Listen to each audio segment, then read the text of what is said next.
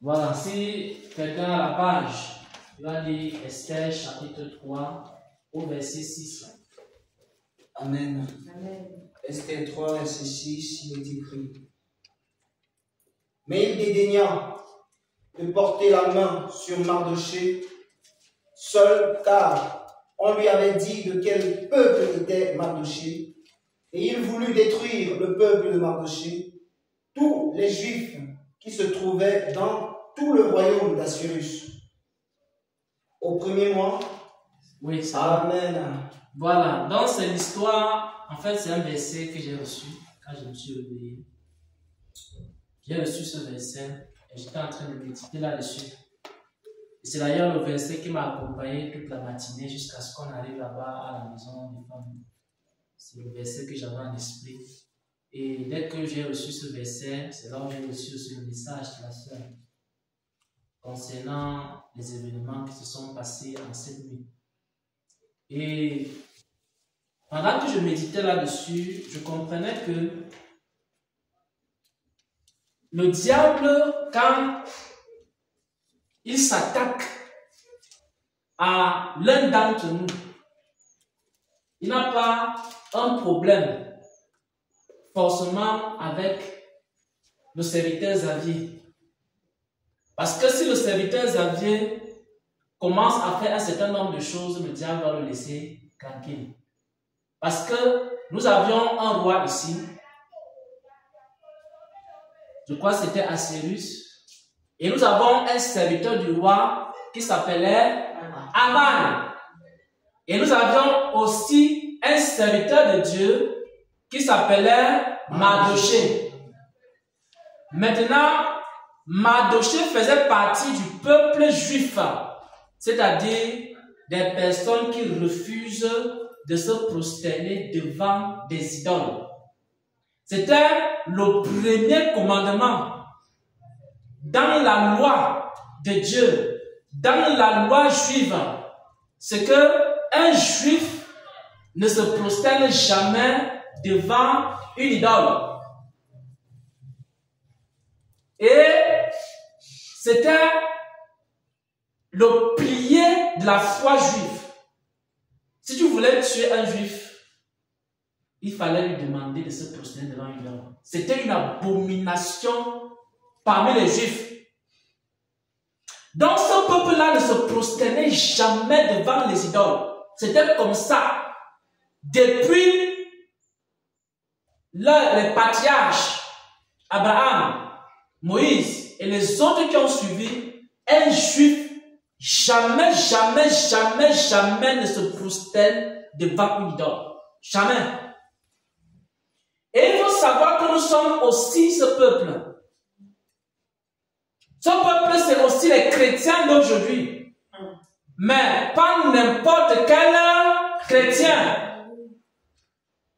Dans cette génération, il y a aussi une catégorie de chrétiens qui sont aussi des juifs. Eux aussi, ils ont décidé qu'ils ne vont jamais se prosterner devant les idoles. Ils ne vont jamais se coucher devant le péché.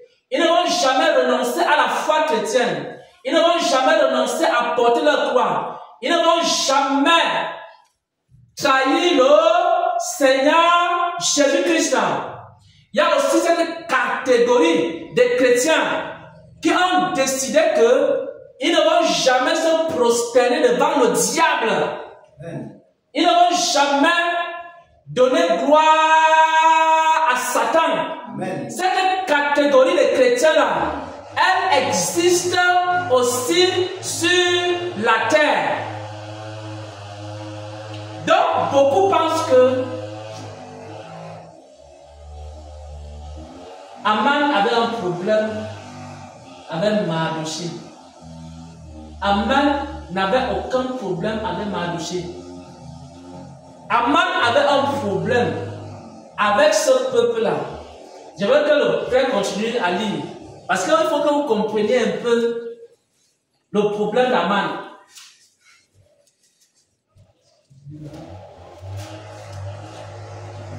Esther chapitre 3 au verset 6.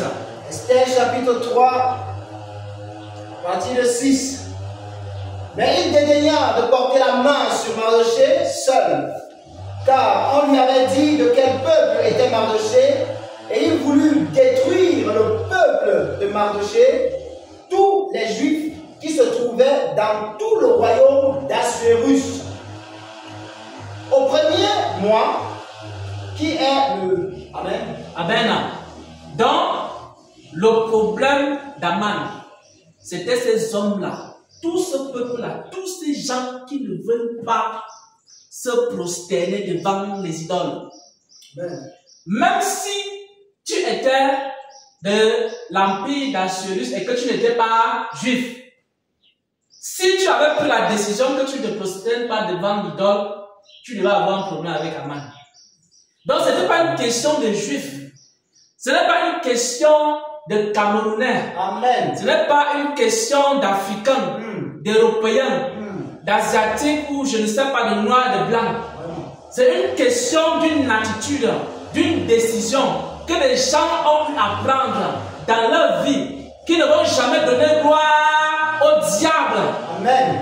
Et si le peuple juif avait changé cette loi, avait changé cette coutume, Aman ne devait avoir aucun problème, ni avec Mardochée, ni avec les Juifs.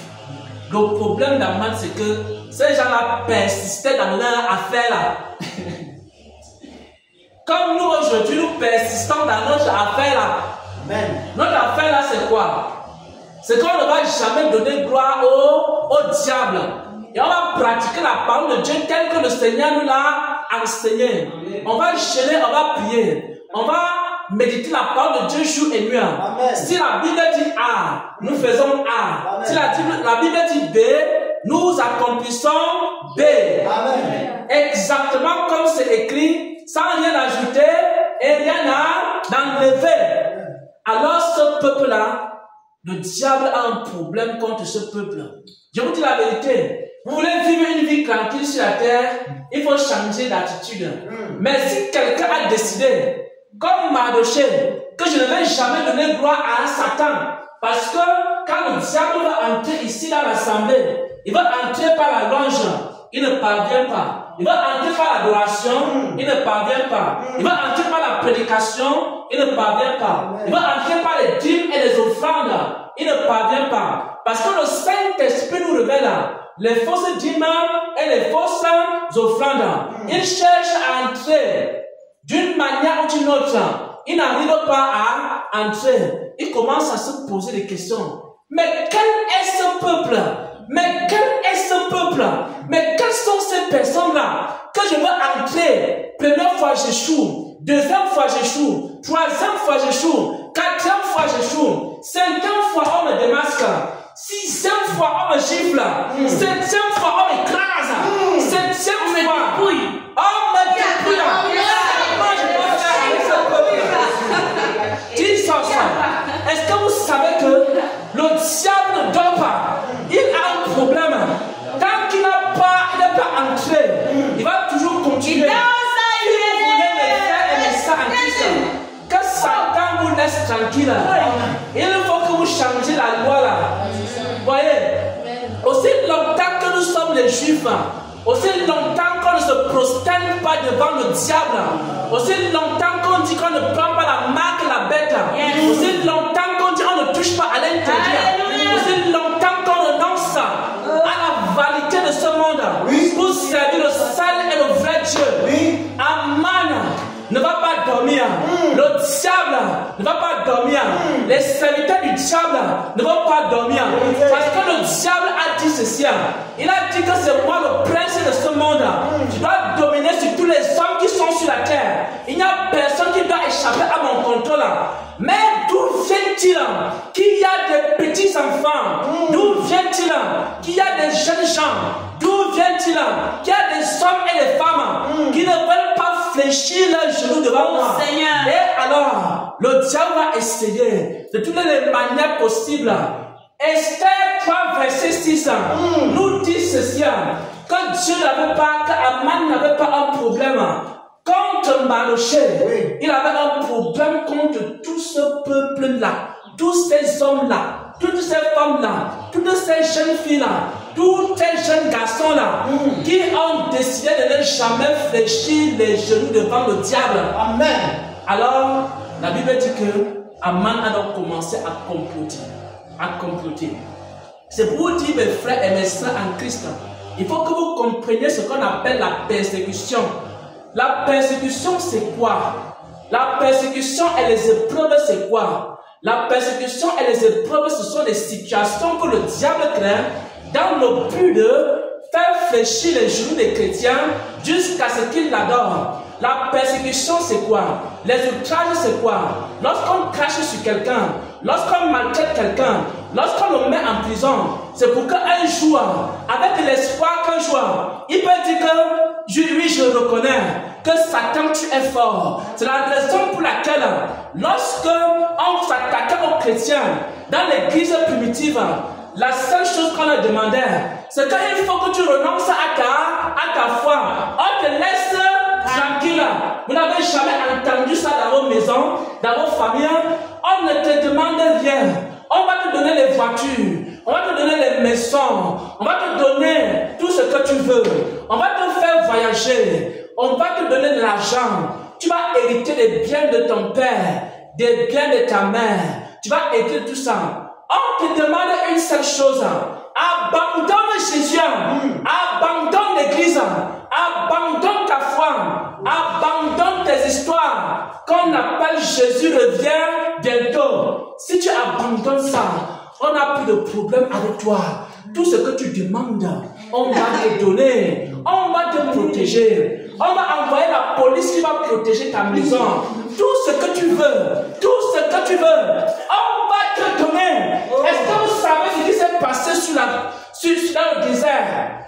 Vous ne savez pas. Il y a quelque chose qui s'est passé dans le désert. Amen. Un jour, le diable avait tenté Jésus de plusieurs manières.